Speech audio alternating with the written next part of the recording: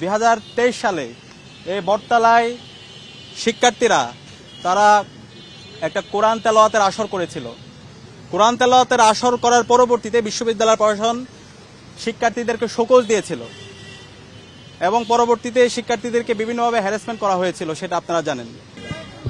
জুলাই বিপ্লবের মাধ্যমে আমরা রাজনৈতিকভাবে আজাদি পেলেও আমরা এখন পর্যন্ত কালচারালি আজাদি পাইনি।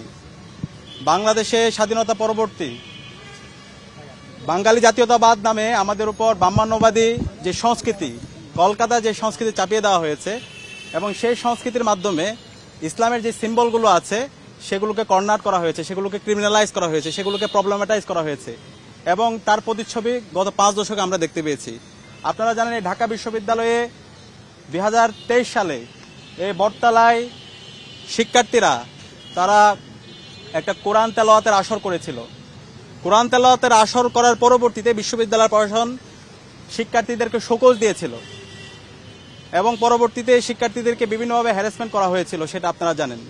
তো আমরা শিক্ষার্থীদের ম্যান্ডেট পেয়ে বিজয় আসার পর আমরা আশ্বস্ত করতে চাই, বাংলাদেশে এইভাবে যে ক্রিমিনালাইজ করার রাজনীতি, কর্নার করার রাজনীতি, ইসলামের সিম্বলগুলোকে যে আদারিং করার রাজনীতি, সেটা আর চলবে না। কালচারাল ফেসিজম চলবে না।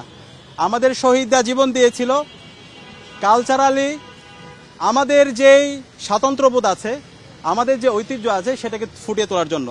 তো আজকে যে আমি বললাম কালচারালি আমরা আজাদি পাইনি, সেটার মূল কারণ হচ্ছে কালচারাল ফেসিজম। এই যে মুজিববাদের কালো ছোঁয়া এখন আমাদের সমাজে থেকে গেছে।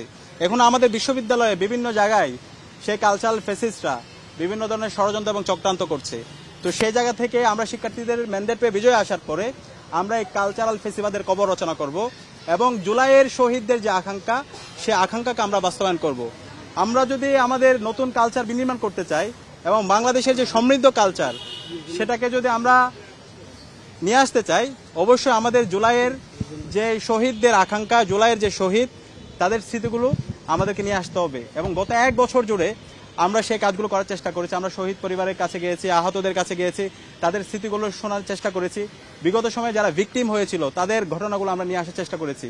আমরা এমন একটি কালচার এখানে এস্টাবলিশ করতে চাই যেখানে মুসলমান যারা আছে তাদের কালচার সে নির্বিঘ্নে সে করতে পারবে, উৎসব পালন করতে পারবে।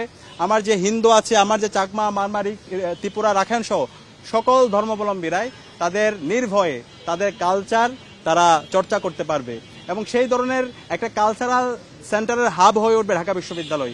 এখানে কোনো পরিচয়ের কারণে কাউকে আদারিং করা হবে না, কাউকে ক্রিমিনালাইজ করা হবে না, কাউকে কর্নার করা হবে না। তো এই যে বৈচিত্র্যের মধ্যে ঐক্য, এই কথাগুলো আমরা বারবার বলছি। একটা হচ্ছে inclusive university, unity in diversity, সেটা ইনশিওর করাই হচ্ছে আমাদের উদ্দেশ্য এবং সে উদ্দেশ্যে আমাদের জোটের নাম দিয়েছি ঐক্যবদ্ধ শিক্ষার্থী জোট। তো ইনশাআল্লাহ আমরা যখন শিক্ষার্থীদের ম্যান্ডেট পেয়ে জয়ী হয়ে আসবো, একটা মাল্টি কালচারাল ইনস্টিটিউশন হবে আমাদের ঢাকা বিশ্ববিদ্যালয়। একই সাথে আমরা বারবার উদ্বিগ্নতা প্রকাশ করছি বিশ্ববিদ্যালয়ে আমাদের নির্বাচন কমিশনের সামগ্রিক তাদের অ্যাক্টিভিটি এবং তাদের পক্ষপাতিত্বমূলক আচরণ দেখে। আমরা দেখতে পেয়েছি আচরণবিধিতে সুস্পষ্টভাবে বলা আছে রাত 11টার পরে কোনো ধরনের প্রচারণা করা যাবে না, কিন্তু খুবই দুর্ভাগ্যের বিষয় বিভিন্ন প্রার্থীরা তারা রাত 12:30টায় প্রচারণা করছে এবং সেগুলো মিডিয়ায় আসতেছে এবং নির্বাচন কমিশনের কাছে যাওয়ার পরে সেগুলোর কোনো ধরনের ব্যবস্থা গ্রহণ করা হচ্ছে না। আমরা সবাইকে অনুরোধ করব নির্বাচনে যে আচরণ বিধি দেওয়া আছে সে অনুযায়ী সবাই যেন আমরা দায়িত্বশীল আচরণ করি। এবং এর পাশাপাশি আজকে আমরা কলা ভবনের সামনে দাঁড়িয়ে আছি, এটা বাংলাদেশের একদম আমাদের ঢাকা ইউনিভার্সিটির প্রতিষ্ঠাকালীন ফ্যাকাল্টি। তো এই কলা ভবনে আমরা যদি যাই, শিক্ষার্থীদের সাথে আমরা কথা বলছিলাম, এখানে যে ক্লাসরুমগুলো আছে ক্লাসরুমগুলো খুবই হচ্ছে কনজাস্টেড অবস্থায় আছে এবং ক্লাসরুমের যে পর্যাপ্ত ফেসিলিটি এবং এখান থেকে যে সাউন্ড হয়, সাউন্ডের যে পলিউশন এবং এখানে হচ্ছে যে কমন রুম আছে, কমন রুমটা পর্যাপ্ত না এবং কমন রুমের যে স্টাফ আছে, আমাদের একটা প্রস্তাবনা আছে কমন রুমের স্টাফ হইতে হবে অবশ্যই হচ্ছে ফিমেল, কিন্তু এখানে এবং তাদের একই সাথে ট্রেন করতে হবে, কিন্তু আমরা সেটা দেখতে পাইনি। একই সাথে এই আমাদের যে হচ্ছে গবেষণার জন্য আমাদের কলাভবনের শিক্ষার্থীদের যেভাবে তাদেরকে গবেষণা কাজে সংযুক্ত করা দরকার এবং বিভিন্ন ধরনের ক্রিয়েটিভ কাজে তাদেরকে এঙ্গেজ করা দরকার এবং সেখানে যেভাবে বাজেট দেওয়া দরকার তা আমরা দেখতে পাচ্ছি না। একই সাথে এই কলাভবনে যে লিফটটা আছে সেই লিফটে আমরা বিগত সময়ে বিভিন্ন সময় দুর্ঘটনা দেখতে পেয়েছি এবং এতবার অভিযোগ করার পরেও সেই লিফট সংস্কার করা হচ্ছে না। তো ইনশাআল্লাহ আমরা শিক্ষার্থীদের ম্যান্ডেট পেয়ে জয়ী হয়ে আসার পরে যে মৌলিক যে সমস্যাগুলো আছে বিশ্ববিদ্যালয় প্রশাসনকে সেগুলো আমরা সংস্কার করতে বাধ্য করব এবং শিক্ষার্থীদের যে প্রত্যাশা সেই প্রত্যাশার আলোকে আমাদের ঢাকা বিশ্ববিদ্যালয়কে আমরা নতুনভাবে বিনির্মাণ করব।